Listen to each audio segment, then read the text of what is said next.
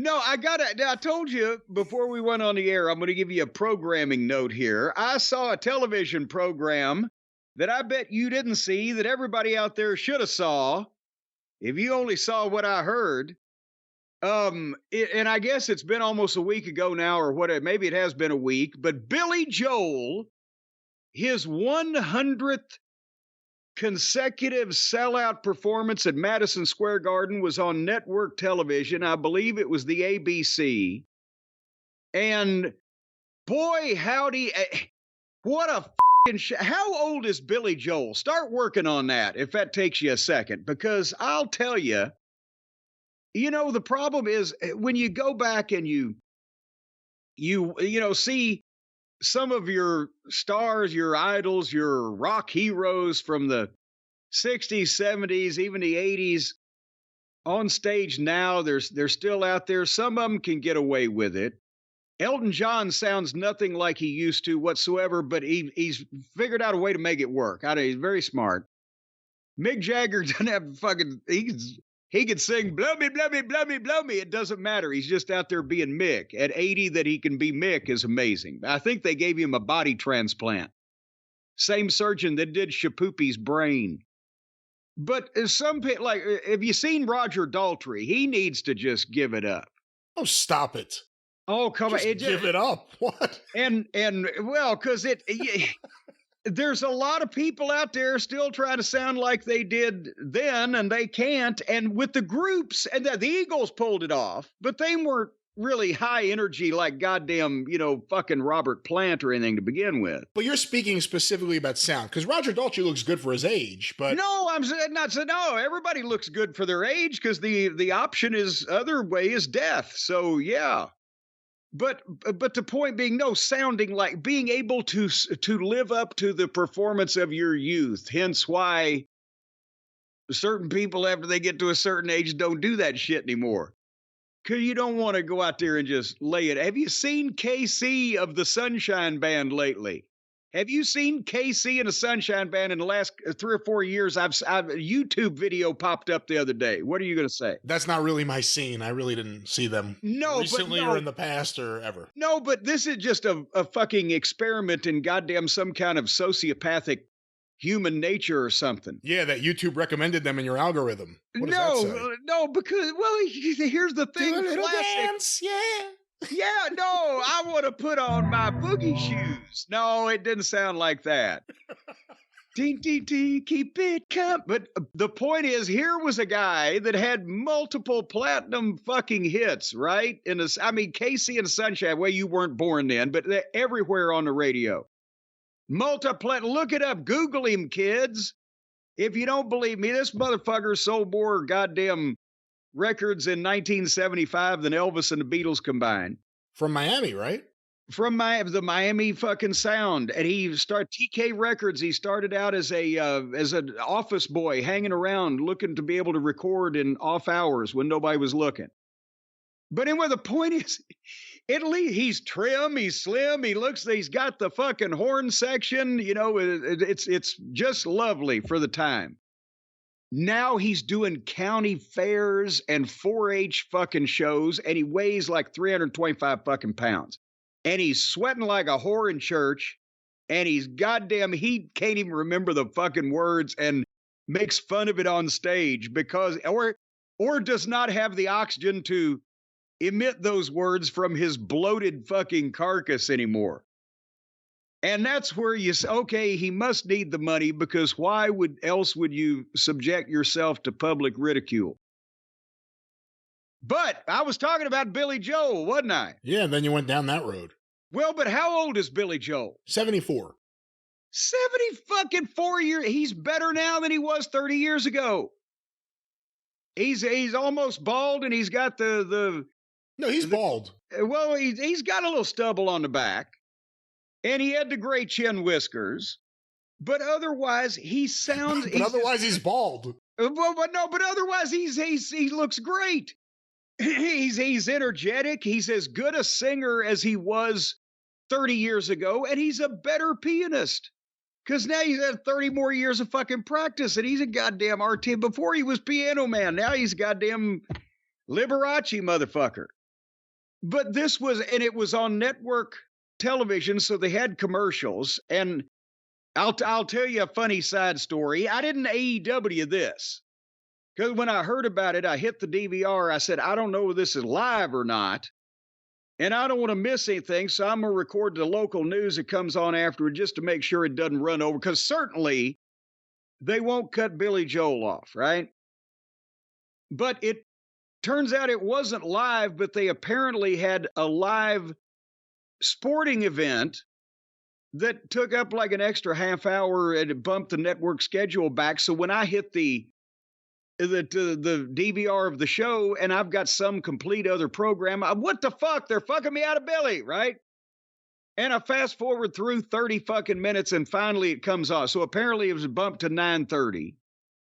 But I had the local news, and so I got everything but the last like 2 minutes of this fucking show. But even with commercials, he's got energy, and the focus is on him.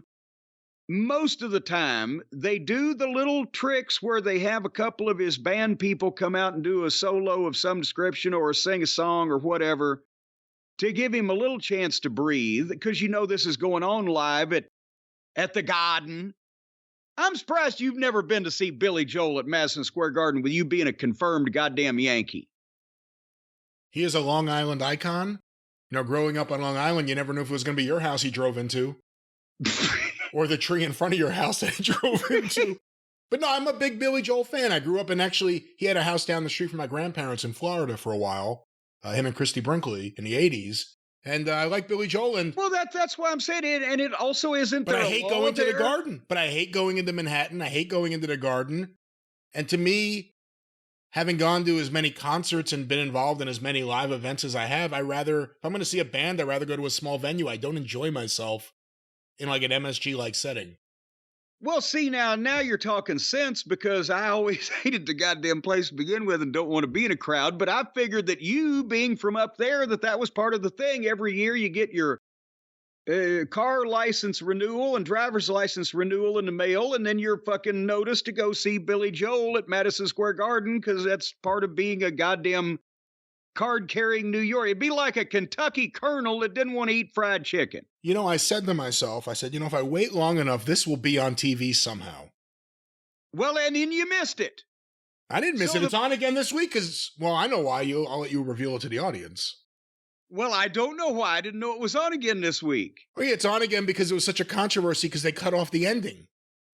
Well, I thought my DVR cut off the ending because they were 30 minutes late to begin with. Did they cut off the goddamn ending after they delayed it 30 minutes? CBS cut off the ending. What the? How? Was this the fucking Heidi game? What? How does a network in this day and age with all the bells and whistles and safeguards, how do they cut off their goddamn major programming like their AEW? Jim, I have an article here from People magazine, your favorite, by Sabiena Bowman. CBS apologizes after Billy Joel's CBS concert cut short. Here's what happened. CBS didn't appear to be in the mood for a melody on Sunday, April 14th. What a nice way to write. Near the end of the highly anticipated special, the 100th, Billy Joel at Madison Square Garden, the greatest arena run of all time, not counting Jim Londos, the network abruptly cut away to local news as Billy Joel was singing the final chorus of his iconic Piano Man. Yes, that's where my goddamn DVR froze. Apparently they did too. That is like, of all of his songs, the one that the audience would sing along with the most. Yes. Imagine you're singing along with it, it just cuts off to the news. And suddenly it's 11 o'clock. Do you know where your children are? Yeah, they're at the Billy Joel concert, motherfucker. Let me scroll down because I don't need to read Twitter thoughts of random people. As for why the special was cut short, the answer is simple. The concert had a late start time. CBS aired the 2024 Masters Tournament earlier in the evening. Fucking golfers. Golfing white, old, fucking rich, entitled motherfuckers taking up too much goddamn space that could be used to fucking house the goddamn homeless on their fucking golf courses. Rich, pricks. And when it ran over, it pushed the start of Joel's concert back by 30 minutes. This in turn led CBS to cut away to local news as the broadcast spilled over into the 11 o'clock time slot. Good news! CBS has apologized for the snafu and will be airing the 100th Billy Joel Live at Madison Square Garden in full April 19th at 9 p.m. So tomorrow night, as we are recording at 9 p.m. Oh, well, goddamn, hold on. Let me get a piece of... I've got to write this down now. Oh, I was hoping we'd actually get to hear you program your DVR. Are you... My DVR is fucking on the bottom floor. You don't have like one that like links to all the different TVs in the house? Do they do that? Yeah. Well, I don't want it. Somebody in the other room telling me what I'm fucking doing. Here, I'm just... watch Billy. This is an exciting show so far. Yeah, hold on. Watch Billy. What'd you say, 9 o'clock? 9 o'clock on CBS. See, it was CBS then. It wasn't the ABC. CBS. Well, fuck them and their fucking golfers. The All Tiffany right, Network. and it's Friday night. That's right. Well, now, there you go. Rampage is fucked because they're not going to... You can't compete with Billy. Play me a song, you're the piano man. Sing me a song. Play me, sing me, do me any of the songs. I'm gonna put this note over. You know, he got really big also with MTV in like 83, 84. Were you listening to him on the road at all? Yes, because he was all... You couldn't turn on the radio because that's what we had back in those days, kids. The radio in the car. That's what we listened to, or the tape player in the car, because that was their only two choices. And you couldn't go fucking 20 minutes without hearing Billy Joel. Because whatever was hot on MTV, they played on the radio. But the point is, he couldn't even begin in an hour and a half plus commercials. He couldn't possibly do all the hits. And we did not hear, we didn't start the fire because I don't think they wanted to start the goddamn defibrillator for poor Billy at this is 74 years old. But goddamn, anyway, he was fucking great. He took rests in the right places. And what a production. The stage is in the middle. It's not at the end with seats blocked off. It's on the floor, but at the end. So you can imagine the garden. Every permanent seat is full and then a bunch of seats on the floor. And they shot this thing. They might even be able to teach our new folks over at WWE a few things about crowd shots and pans because it was awesome. So now, by the time that fucking people hear this, it'll have been played over again. So... But catch it streaming somewhere out. Tap into a goddamn phone. Climb a telephone pole. Tap into one of the lines. Probably not the power line. But whatever line looks like you can tap into, folks, and see if you can downstream it. I don't think that's how it works. Are there any other musical acts that you would actually want to see live at this point? There are some, like I saw the Avett Brothers a few years ago here in Louisville, obviously pre-pandemic, because I was still in a crowded atmosphere.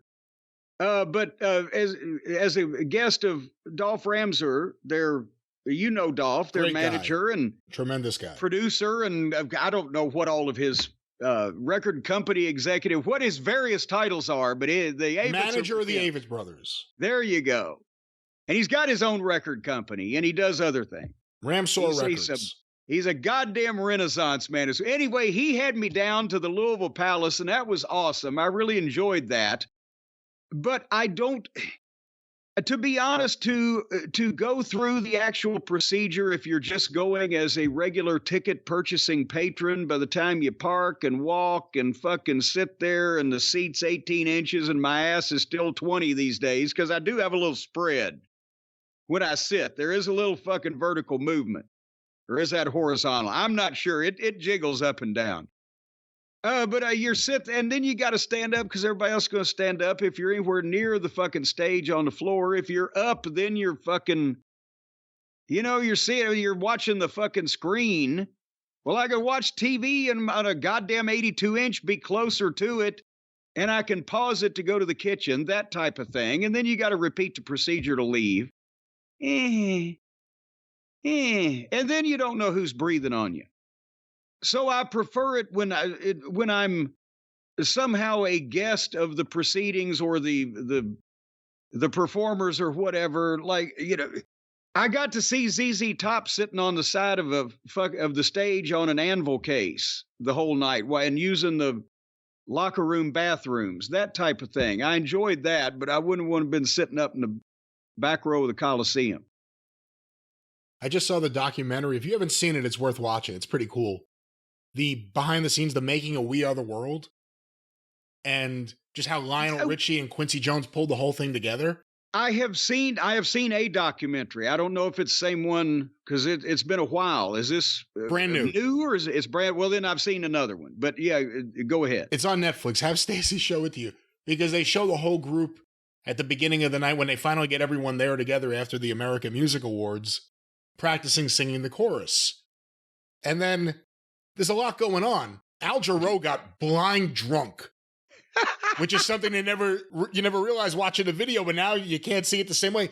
Drunk, he's dancing, he starts everyone singing Deo to Belafonte. All that's going on, but Stevie Wonder suggests, why don't we all sing something in Swahili? And before they realize, Stevie, the people we're singing about don't speak Swahili.